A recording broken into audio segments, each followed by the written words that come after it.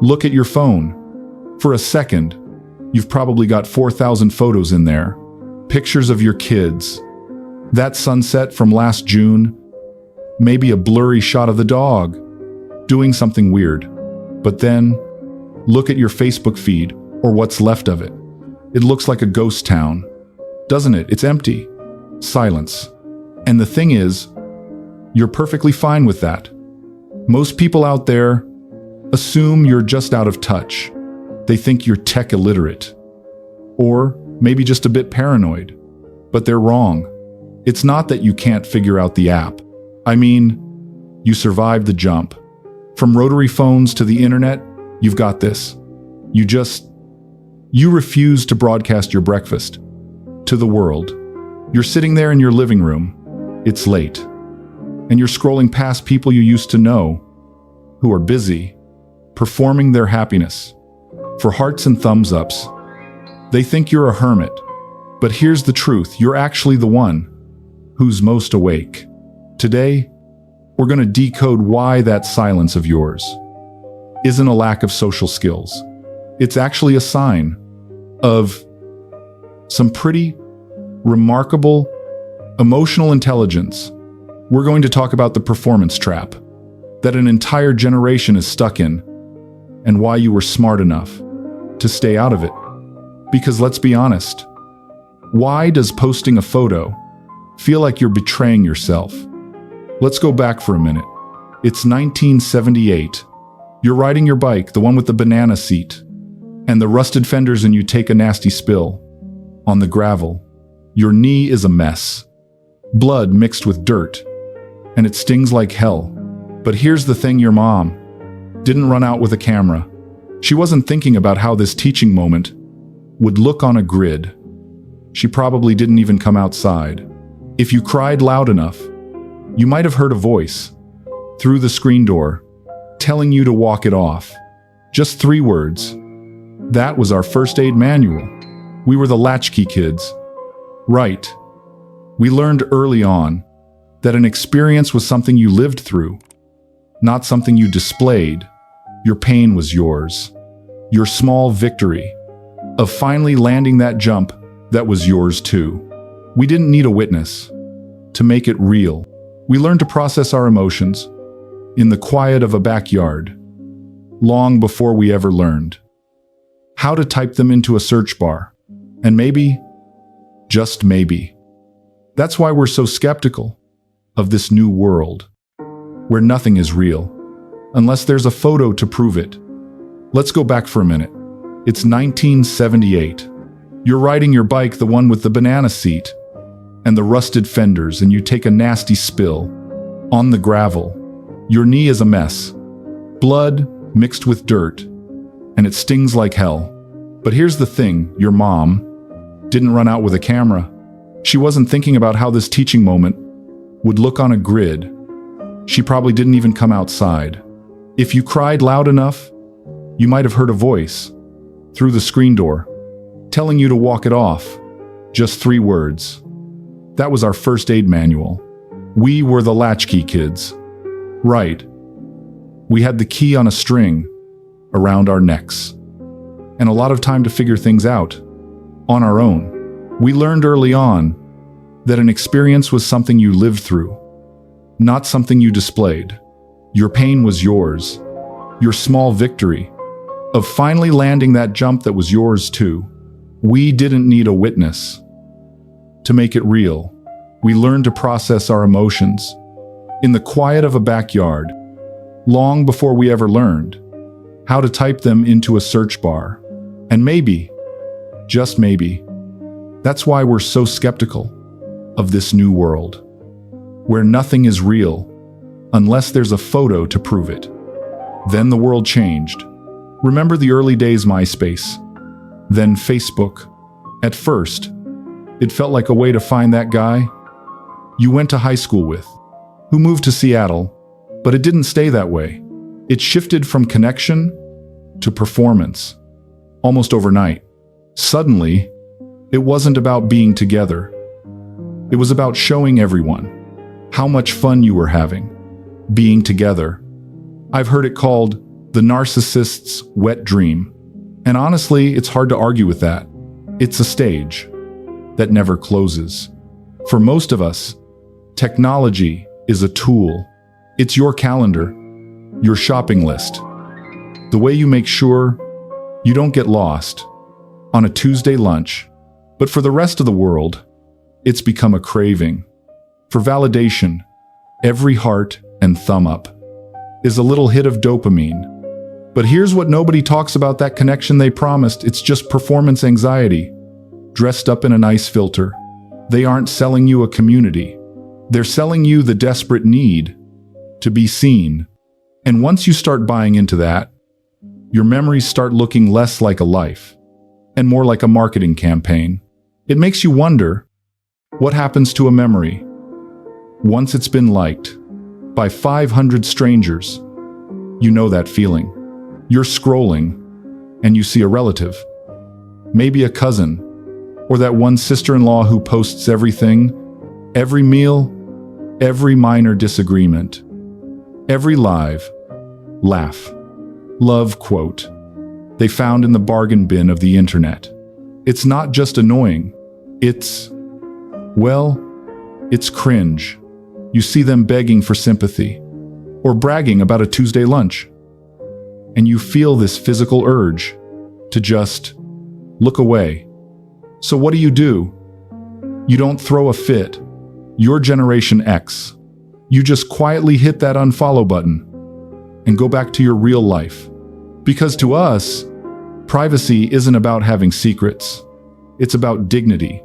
It's a standard of self-respect. I've talked to people who say they delete nearly posted thoughts 50 times more than they actually hit share. You type it out, you look at it, and you realize, the world doesn't need to know this.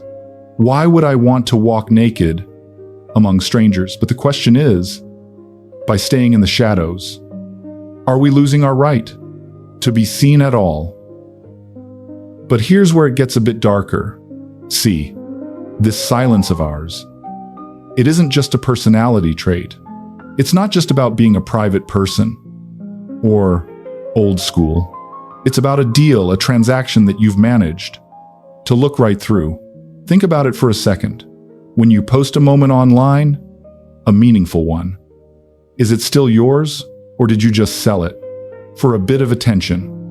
Psychologists have a term for this: psychological ownership. It's that deep, gut feeling that something belongs entirely to you. Wait, let's think about this for a second.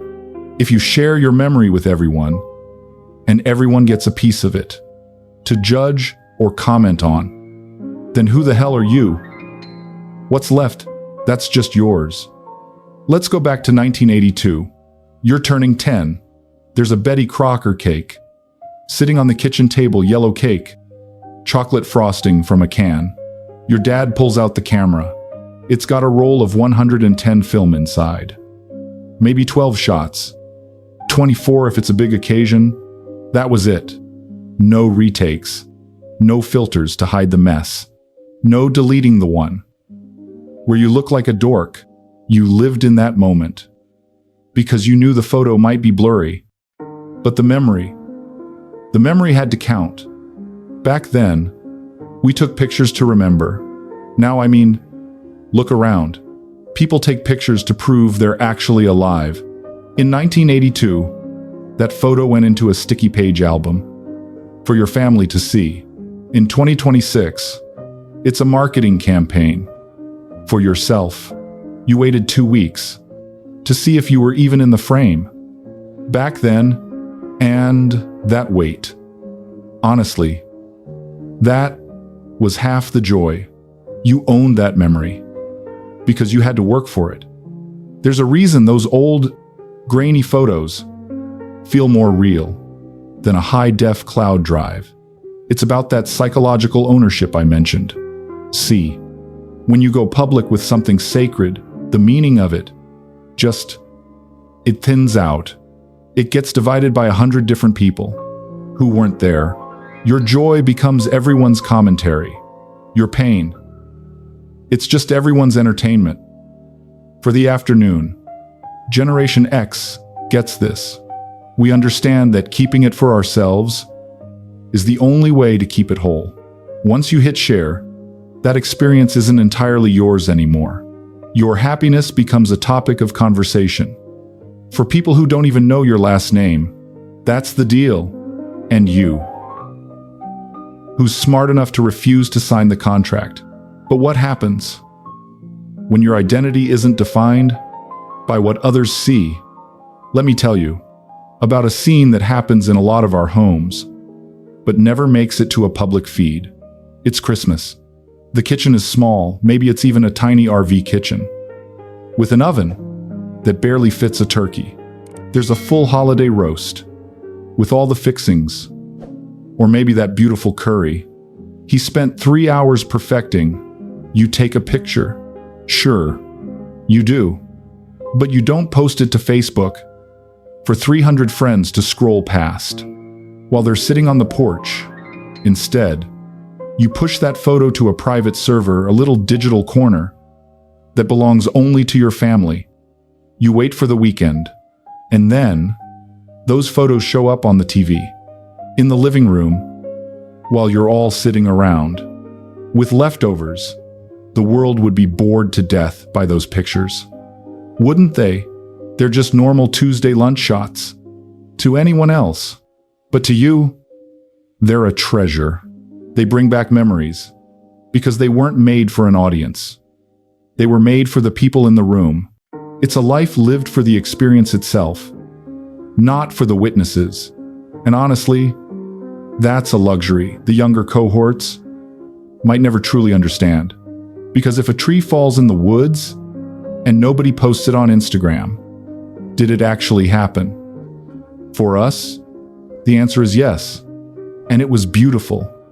There's a psychological reason why you don't feel that desperate itch to hit share every time something good happens. Psychologists call it an internal locus of control. It sounds academic, but it's simple. It means your sense of worth comes from inside your own chest, not from a tally of hearts and thumbs ups on a screen. You don't need a stranger in another time zone to confirm that your vacation was relaxing or that your kid's graduation was a big deal. You were there. You felt it. That's enough. The thing is, we're seeing a shift in the younger generations and even some in our own age group who got lost in the noise. They're developing a digital identity that's as thin as a piece of paper. Their self-esteem is managed by an algorithm that doesn't care about them. But you, it's made of unbroadcasted moments and conversations that never got screenshotted. You don't need a digital mirror to tell you who you are. You already know, and that makes you dangerous to these platforms because they can't sell you validation if you aren't buying. But here's the stinger. What happens when the people closest to you don't share that same respect for the silence? We've all got that one relative, don't we? Maybe it's a sister or a brother's wife who thinks nothing is too private for a status update. They'll take a death in the family, not even their own family, and turn it into a mass call for sympathy for themselves. It's boastful. It's needy. And honestly, it's a bit juvenile. To them, your life is just fodder for their next post. You find yourself censoring what you tell your own mother because you know that by dinner time, it'll be on Facebook for a bunch of strangers to chew on. It makes you feel like you're walking naked among strangers. It's a violation. You're not being paranoid. You're practicing self-defense. You've had to disconnect, maybe even block family members, just to protect your own peace. It's a constant battle now. Privacy isn't the default anymore. It's something you have to fight for every single day. And that's the part that stings the most. We're trading real, intimate connections for digital witnesses who don't actually care. But here's the paradox: the quieter you get, the more you start to see who's actually standing there with you when the screen goes dark. And this is the part that stings. We've been told for 20 years that these platforms were designed to bring us closer, to build community. But look around. What it actually delivered was performance anxiety, dressed up as connection.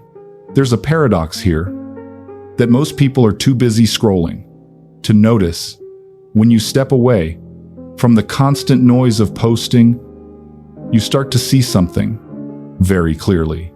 You discover which relationships were built on genuine interest versus which ones were just social media transactions.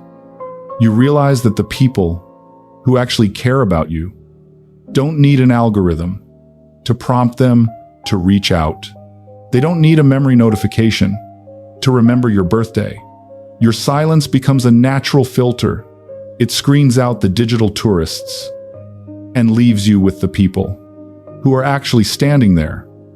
When the screen goes dark, we've traded real, messy, intimate friends for digital witnesses who just want to watch the show.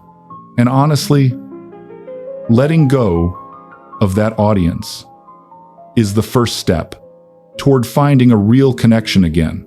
But it leads to a bigger question: are we just hiding, or are we protecting something that the modern world has forgotten how to value? Think back to 1985 for a second. If you messed up and we all did, the circle of people who knew about it was small. Maybe your friends saw it. Maybe your dad found out, and you were grounded for a week. But once that week was over, it was done. The mistake stayed in that room. In that moment, you had the right to grow, to change, and to leave that version of yourself behind. Fast forward to 2026. Now, a single lapse in judgment, a bad photo, or a misunderstood comment doesn't just stay in the room. The internet finds out. The world judges, and it stays there forever. We're seeing a generation now that lacks the emotional maturity to handle that kind of pressure. They've lost the basic survival knowledge of how to handle a private life. Because everything is public. When you choose not to post, you aren't just being old school. You're choosing to keep your right to be human. You're choosing a world where you can make a mistake, fix it, and move on without a digital footprint following you to the grave. In a world that never forgets, being invisible is the only way to be truly free.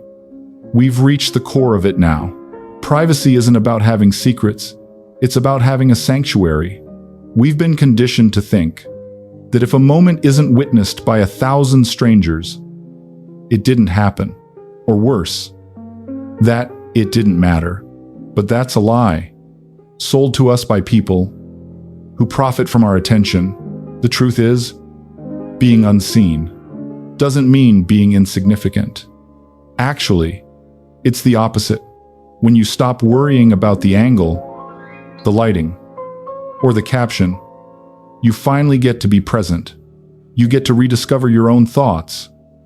Beneath all that noise, research shows that people who take these breaks, who refuse to reduce their lives to highlights, report a massive jump in life satisfaction and emotional stability. You stop editing your life into something digestible for an audience and start living it in all its messy, unfiltered glory. Silence isn't emptiness. It's the space where your real self lives, untouched by algorithms and strangers' opinions. This is your quiet resistance. This is you, reclaiming ownership of your own existence. And that is the most powerful thing you can do in 2026. So, here we are. You're still here, still watching, still observing the world. In your own way, you haven't disappeared, you've just refused to perform. And I think we're doing just fine. Living quietly, living fully. We aren't lonely in this silence. We're just occupied with things that don't need a like button. To be real, if you're also the person who spends 10 minutes writing a thoughtful comment or a status update, only to quietly delete the whole thing because you realize it doesn't actually need to be said, do me a favor, just drop a nothing in the comments below. No explanation needed. We'll know what it means. But this silence of ours, it has another root. It goes back to how we were raised, to be so independent, that we forgot how to ask for help, even when we're drowning. But that, well, that's a conversation for next time. Thanks for being here, in the quiet.